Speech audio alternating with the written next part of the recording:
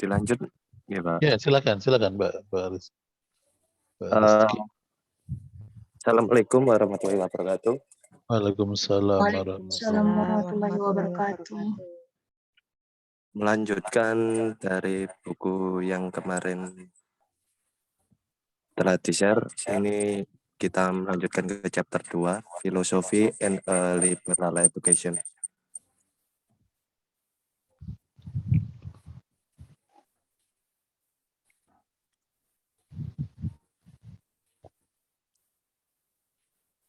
Ada 6 subbab dari bab yang kedua ini. Yang pertama ada criticism of contemporary education. Yang kedua liberal education through the year. Yang ketiga formal education and progressive education. Yang keempat the function of philosophy in liberal education.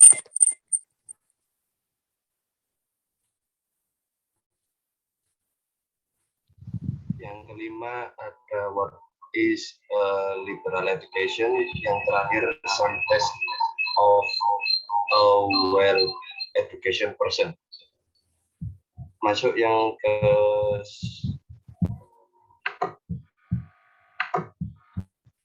subbab yang pertama, criticism of contemporary education.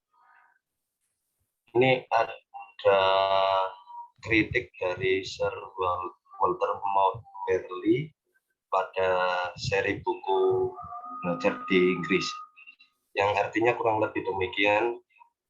Kesulitan kita adalah ini, kebanyakan siswa yang menempuh pendidikan di universitas kami tanpa pernah dipaksa untuk melatih pikiran mereka pada isu-isu yang penting, dibawa ke netralitas akademik. Mereka secara halus dikondisikan untuk setuju tanpa berpikir dalam status quo sosial maupun politik dan dalam fragmentasi studi. Nggak jelas kenapa ya? Bagaimana Pak? Nggak jelas ini. Kurang keras atau apa? Atau suara lain? Suaranya sudah jelas Pak? Ini sudah jelas ini. Itu ada dua device, Pak. Yang satu tolong di-close-kan dulu supaya tidak bengong itu suaranya. Ya, yang satu di-off-kan, yang satu digunakan untuk komunikasi. Baik. Ya. Sudah jelas Pak? Sudah. Ya, salah satu kritik dari contemporary education ini adalah dari Sir Walter Montberly yang diterbitkan pada seri studi di Inggris.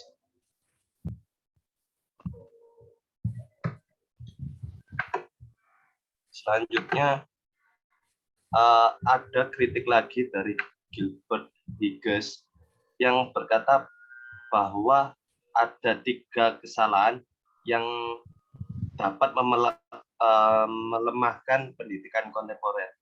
Yang pertama adalah kesalahan dari pendidikan kontemporer adalah, halo, sudah masuk Pak? Oke, silakan dilanjutkan ya. Adalah gagasan yang salah bila sekolah adalah institusi yang utama untuk melatih siswa agar terintegrasi dengan kelompok. Kelompok yang dimaksud di sini adalah keluarga maupun masyarakat lingkungan sekitar.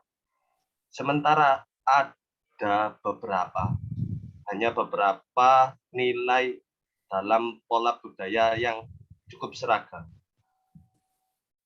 Nah, sementara tujuan yang utama dari pendidikan seharusnya adalah melatih pikiran individu dan membantu orang untuk mempertahankan kemandirian pribadi. Masuk ke kesalahan yang kedua adalah keyakinan bahwa pendidikan adalah proses akhir yang tertutup yang berhenti segera setelah kehidupan dewasa. Jadi yang dimaksud dari pernyataan kedua ini adalah apabila seseorang telah dewasa, maka tidak perlu untuk melanjutkan pendidikannya. Padahal seperti yang kita ketahui, pendidikan itu wajib kita tuntut hingga ke liang kubur. Sekalipun sudah dewasa, kita juga memiliki kewajiban untuk belajar. Yang pernyataan terakhir atau pernyataan ketiga adalah pandangan bahwa belajar dan mengajar harus segera membuahkan hasil, menunjukkan keuntungan, dan mengarahkan kepada kesuksesan. Maksudnya adalah siswa ini dituntut untuk segera menguasai suatu materi yang telah disampaikan, sehingga setelah lulus itu harus menunjukkan hasil yang benar-benar bagus. Kemudian mari kita simpulkan, ada 3 kesimpulan dalam buku tersebut.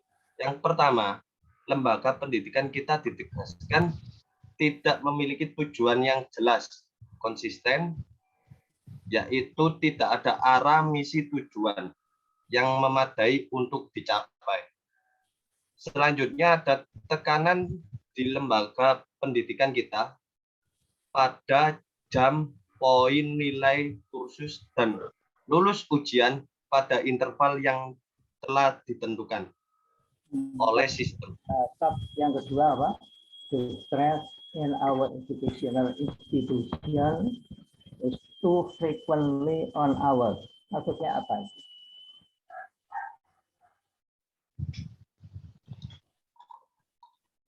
Benar, Pak? Halo? Halo. The stress in our educational institution is too frequently on hours.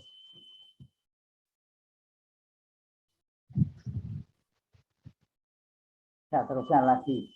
Point, grades, courses, and passing examination at set interval. What's the meaning? Yang kedua itu. Yang poin kedua.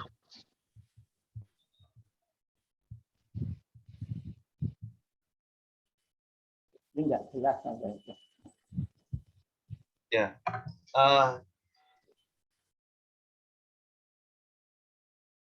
Saya sempat menerjemahkannya, itu artinya begini, Pak. Tekanan di lembaga pendidikan kita terlalu sering. Kurang keras suara Anda itu. Kurang keras suara Anda. Atau ini dulu, the stress in our educational institution is too frequently on hours.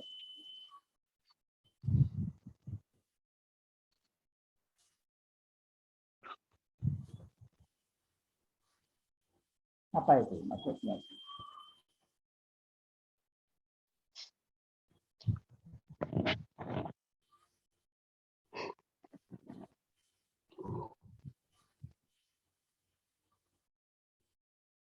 Coba Ibu yang dari bisa mengajar di SMP itu dulu siapa? Bu Kartika, Bapak. Coba. Ya, saya coba menerjemahkan ya, Prof ya. Kalau ini berarti kemungkinan ini the stress in our educational institution is too frequently on hours. Mungkin jadi penekanannya itu hanya kepada jam mengajar saja ya, Prof ya, di sini ya.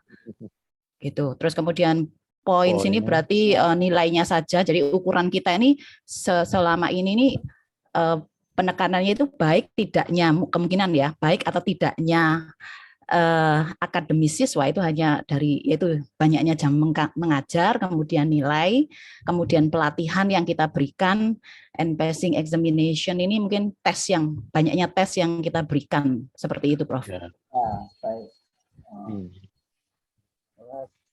Yang ketiga apa, Pak? Izur. Kalau Bu Kartika ini nggak bisa jelas suaranya ya. Iya, lebih. Saya nggak jelas.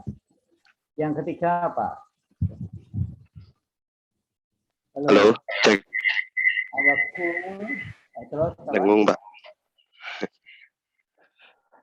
Halo, Jadi yang sepertinya. Satu dimatikan dulu Pak Ezer, alatnya. Apa? Apa double voice Bapak. Jadi ada dengingnya itu suaranya. Enggak Ada jelas yang suaranya. iya. Silakan Pak Ezer. Ya. sekolah dan perguruan tinggi dikatakan tidak memberikan seperangkat ide, cita-cita, dan keyakinan yang sama kepada lulusan mereka. Jadi kadang-kadang sulit bagi satu lulusan untuk berbicara dengan yang lain dalam percakapan yang tinggi. Mereka memiliki sedikit pengetahuan umum dan sedikit jika ada kesamaan minat praktis. Satu-satunya kesamaan yang dimiliki adalah kenyataan bahwa mereka telah berhasil melewati 120 hingga 128 jam kerja untuk belajar.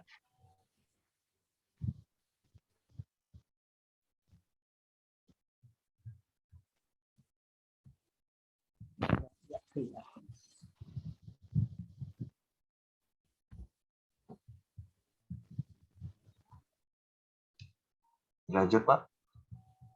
Lanjut.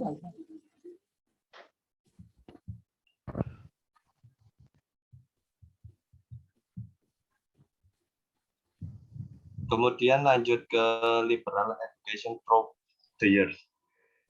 Until the latter half of the 9th century, pertengahan abad ke-19, sebagian universitas itu mewajibkan dan membutuhkan satu pilihan materi pembelajaran untuk dipilih oleh siswa. Baik itu Inggris, classical language, matematika, moral, filosofi, dan Bible. Dua kondisi yang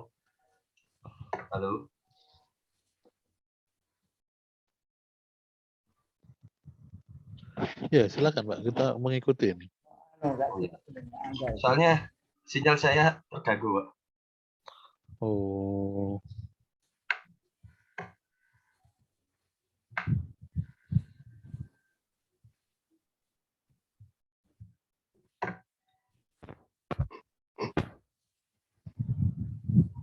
Semua lulusan perguruan tinggi pada waktu itu memiliki latar belakang yang cukup identik karena mereka telah mempelajari mata pelajaran yang sama. Dua kondisi yang menyebabkan sistem elektif yang akan memungkinkan siswa untuk memilih program studi yang ingin mereka pelajari. Yang pertama adalah peningkatan pesat dalam jumlah dan pentingnya kelas-kelas baru, terutama dalam ilmu alam dan sosial. Yang kedua adalah meningkatnya penekanan pada individu. Kepentingan dan kebutuhan individu dikatakan harus didahulukan daripada program studi yang diwajibkan atau ditetapkan.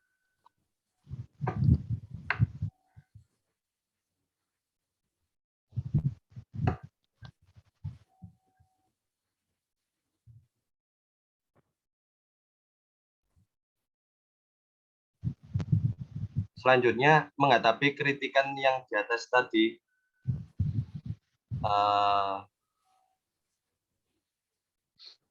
dapat menyebabkan berbagai perubahan dalam metode persyaratan pendidikan. Mahasiswa diminta untuk memilih bidang atau jurusan sebagai konsentrasi selama 2 tahun terakhir hingga mereka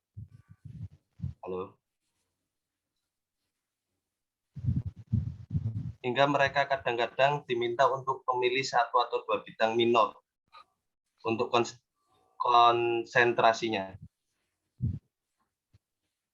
Dan saat ini liberal education ada pada tren program orientasi dan survei atau kelas umum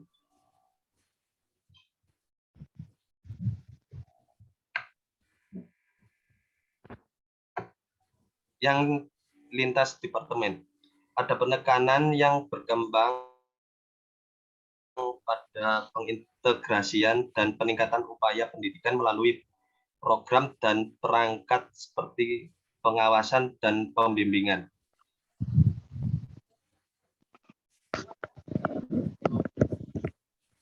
Sebagian besar sekolah sekarang membutuhkan mata pelajaran umum yang dirasa perlu bagi seluruh siswa.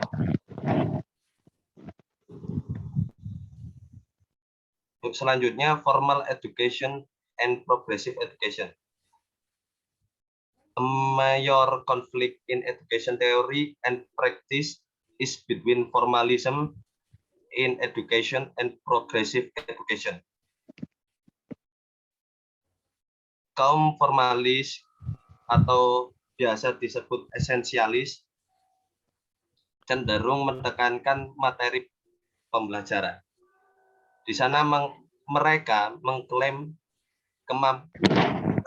kumpulan pengetahuan tertentu. Nanti dulu. Oh ya.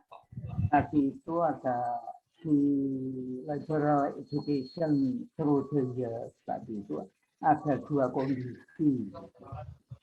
Ini Anda belum mengemukakan 2 kondisi itu. 2 conditions, however, were to lead to the introduction of an elective system which would permit college students to select the courses they decide to study. Itu yang pertama. Yang kedua,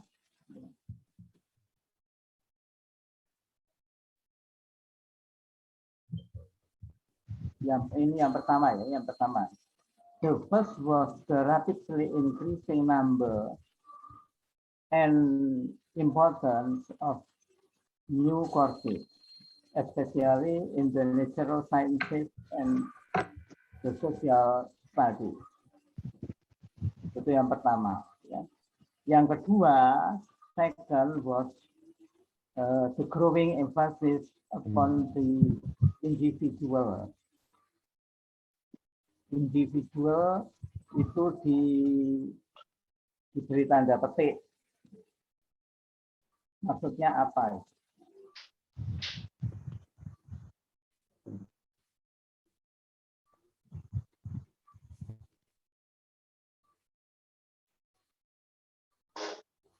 Ya, coba Bu Kartika, coba.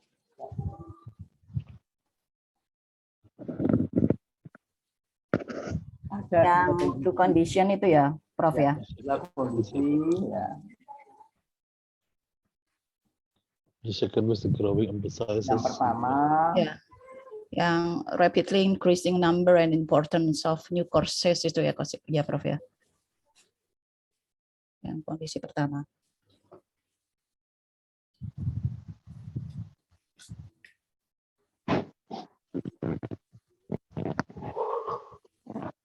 Jadi ini jumlah pelatihan ini coba ditingkatkan ya, terutama dalam bidang sains sama sosial. Itu yang pertama. Kemudian yang kedua, the second was the growing emphasis upon the individual. Berarti penekanannya kepada individu yang kedua. Kalau yang pertama kepada pelatihan yang ditambahkan, kalau yang kedua penekanannya kepada interest ya, ketertarikan dan kebutuhan dari individu. Mungkin bukan latihan untuk materi, new courses ya. New courses itu New courses, materi ya. ya. Materialnya ya. Oh ya. Ya. bahan ajarnya ya ya Pak ya ini ya. Ya, mungkin bisa bahan ajar atau materi Mm. kuliahnya begitu. Oke. Yang baru tentunya. Ya. Ini ada dua kondisi tadi itu apa? Two condition refer And the second. were to lead to the introduction of an elected system, which would permit college students to select the courses they decide to study. The first, ya, kondisi yang pertama itu was the rapidly increasing number and importance of new courses, especially in the natural sciences yang tadi itu, and the social studies. Yang kedua was the growing emphasis upon the individual. Beri tanda petik, maksudnya apa? Tukar kita.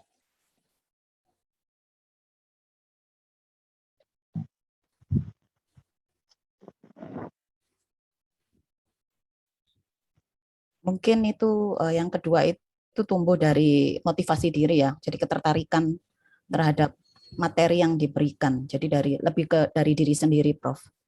Mungkin itu yang kedua. The interest and needs of the individual that should come before any fixed program of study. Jadi interest dari masing-masing individu perlu diperhatikan. Ya. Ya. Terus Pak itu yang agak keras ya suaranya.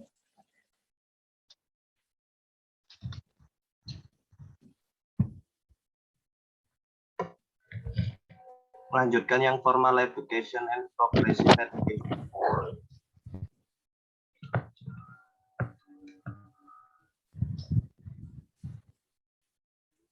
Jadi mereka mengeklaim bahwa kumpulan pengetahuan tertentu yang membentuk dasar budaya manusia dan yang harus ditransmisikan ke setiap generasi.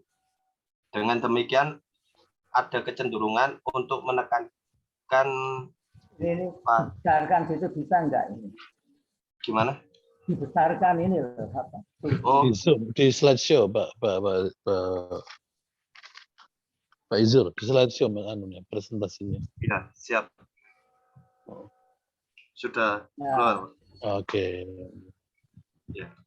Terus dibaca itu. A major conflict in theory and practice adalah antara apa dan apa. Ayo. Halo. Bagaimana, Pak? Bisa tulang?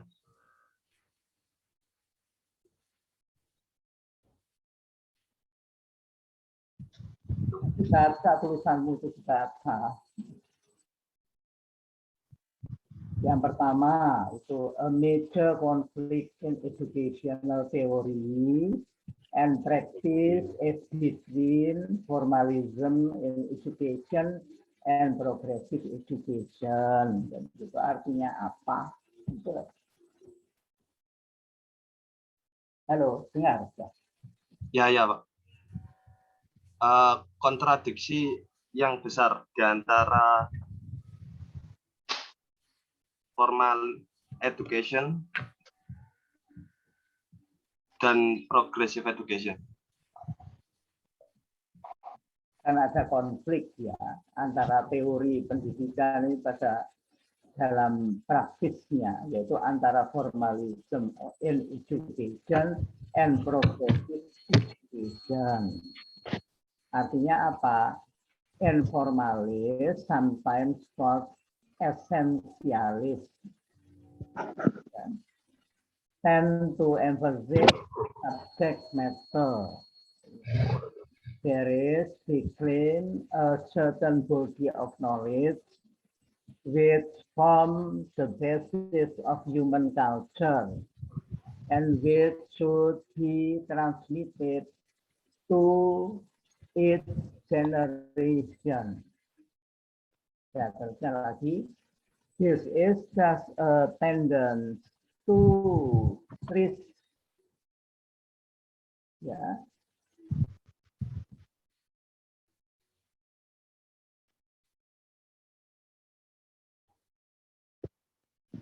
The roughness industry discipline, subject matter, and local organization.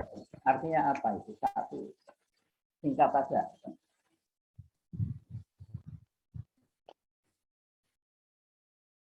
Artinya bahwa formalis itu sangat percaya dengan formalisme yang Terus,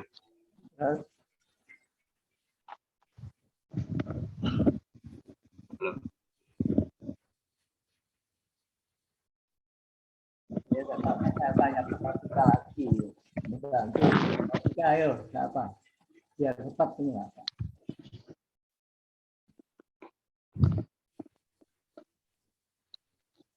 Di situ ada dua konflik Ya. dalam teori pendidikan, ya, and practice-nya, yaitu antara formalism in education and progressive education. Itu terjadi konflik, ya. Yang the formalist sometimes called essentialist tend to emphasize subject matter. Jadi subject matter-nya itu ini penting, ya, penting, jadi harus dimasukkan. Makin berjegal itu apa subject matter-nya itu makin banyak, karena semuanya dianggap penting. Itu essentialist, tend to emphasize subject matter. There is claim a certain body of knowledge which form the basis of human culture and which should be transmitted to its generation. Yeah. There is thus a tendency to treat the roughness industry, discipline, subject matter, and local organization. Itu yang pertama. Terus yang kedua, ini saya bingung ini, ya. Ini yang di atas bahasa Inggris, ada di bawahnya bahasa Indonesia, maksudnya apa? ya biar kawan-kawan yang kurang Loh, bukan, apa sama ya artinya itu? bisa. Dengan yang atas Sama itu. itu, Prof. Itu Sama-sama. translation-nya itu. Oh, jadi dibuat dua gitu, ya. Bingung saya itu apa? Bahasa Indonesia, bahasa Inggris.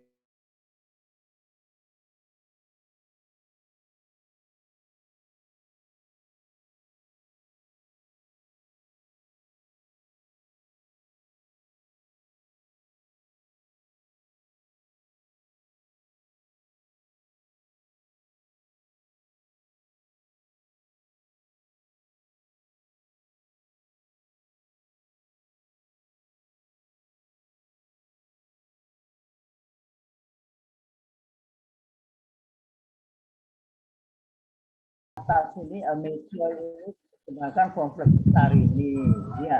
Ya, Ke bawahnya lagi mana? Ke bawahnya lagi. bawahnya lagi. Bawah. Saya kelewatan, Mas. Satu. Terus ini terjemahannya mana ini? Terjemahan yang mana itu? Saya kelewatan untuk menaruh yang Inggrisnya ke situ, Pak. Ke PowerPoint-nya. Ini terjemahannya yang at present there is discussion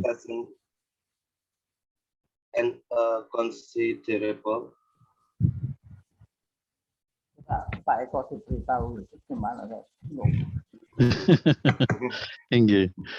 Iya, Pak, mungkin perlu diperhatikan bahwa untuk menyampaikan di PowerPoint itu ya menggambarkan dari isi book chapter yang Pak Izur sampaikan begitu ya.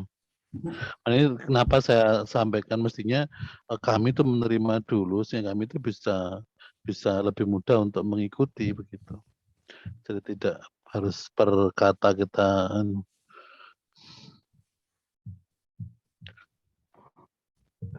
Tadi ada yang bawahnya lagi mana? Tadi kan ada satu, ada konflik, ya. Jadi terjemahkan bawahnya. Terus ada bawahnya lagi, katanya itu yang mana?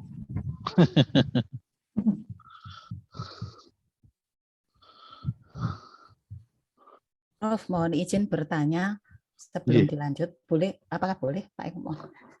Sebentar kita menunggu Prof. Prabowo dulu, Ibu. Apa ini? Ada pertanyaan dari Bu Kartika, Bapak. Tanya pada siapa? Iya.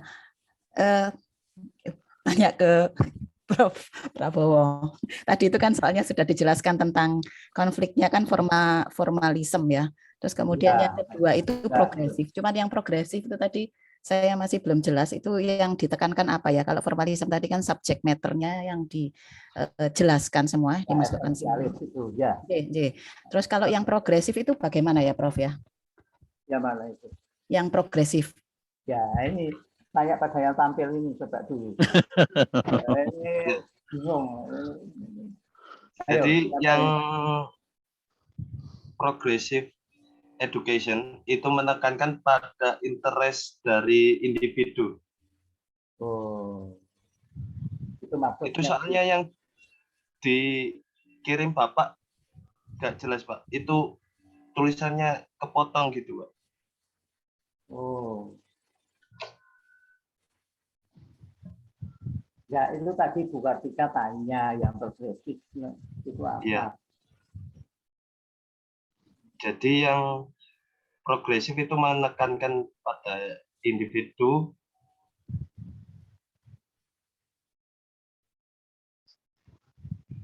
dan menekankan pada demokrasi dan kooperatif, kehidupan kooperatif.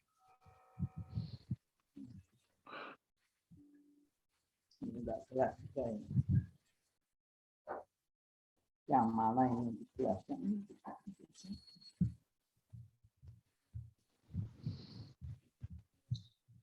Bukunya PPT kurang bagus. Ya. Iya Pak, mohon maaf Pak.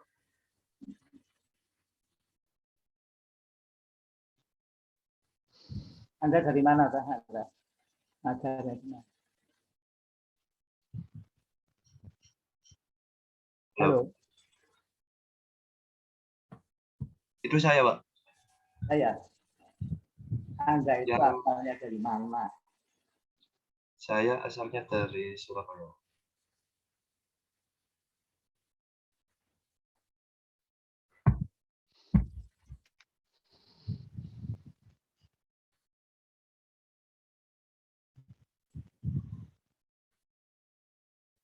Mana itu Pak Eko? Lagi Bapak, ini saya juga sedang mencoba untuk melacak PPT dengan tulisan. Memang ada bagian informasi yang kurang jelas Bapak, cuma tidak terlalu banyak, hanya sekitar 2 kalimat begitu. Tapi paling tidak Pak Izzer bisa menampilkan yang ini lebih lengkap.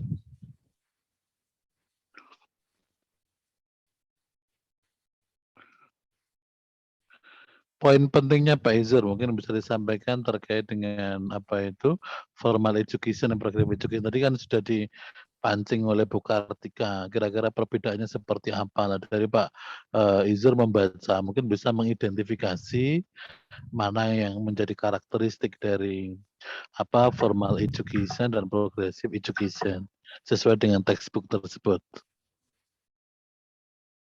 Bisa disampaikan Pak Izzer.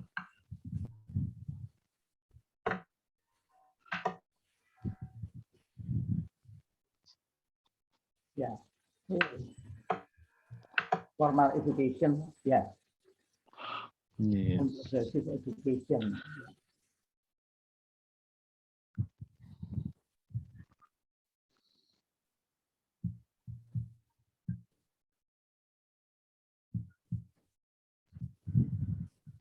Tadi kan saya agak sulit, malah diterjemahkan ke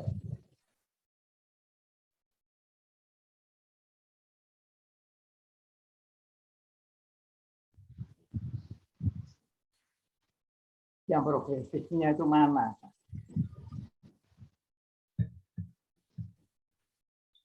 Tapi kan yang dijelaskan hanya formal. Ya, formal education. Progresifnya yang mana yang ditanyakan Bu Kartika tadi itu? Progresifnya gimana?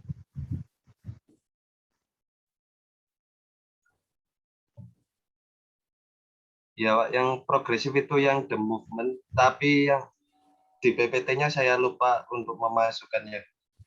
Ya, atau ini yang dimaksud the movement known as No, ya. education places emphasis upon the interest and desires of the individual upon freedom and upon the child or the student rather than upon any particular subject matter. Apa itu?